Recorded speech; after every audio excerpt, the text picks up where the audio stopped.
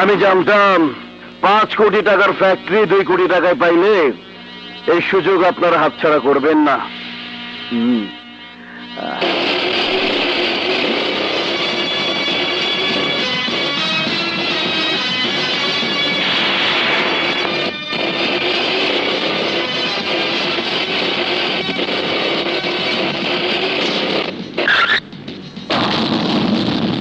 Irene লুলার বাচ্চা লুলা, তুই আবার আইসস?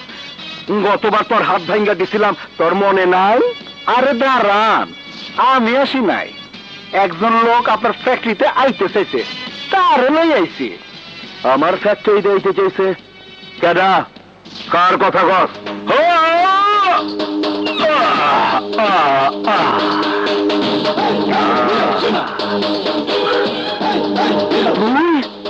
তুই আবার কি চাস? এইখানে কেন আইসস?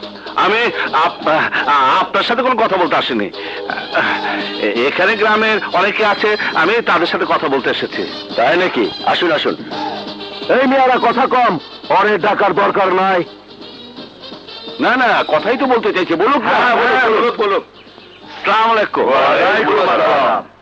না মানে আমি আপনাদেরকে বলতে এসেছি, এই যে চৌধুরী বাড়ির পুরনো সম্পত্তি আপনারা কিনতে চাইছেন, একটি বার কি এই বাড়ির বড় ছেলের কথা ভেবেছেন?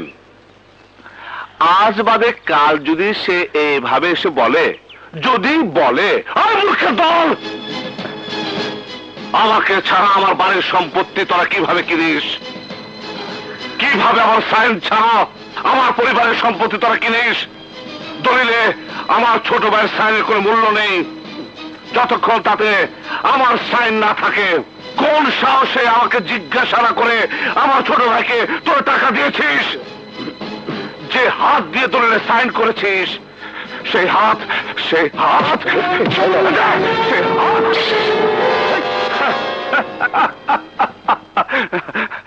না মানে যদি এইভাবে বলে তখন আপনারা কি করবেন? হারামজাদা, আমার সাথে ফাইজলামি? না না, আমি সাবধান করে দিলাম। বিজয় চল, আমাদের কাজ শেষ।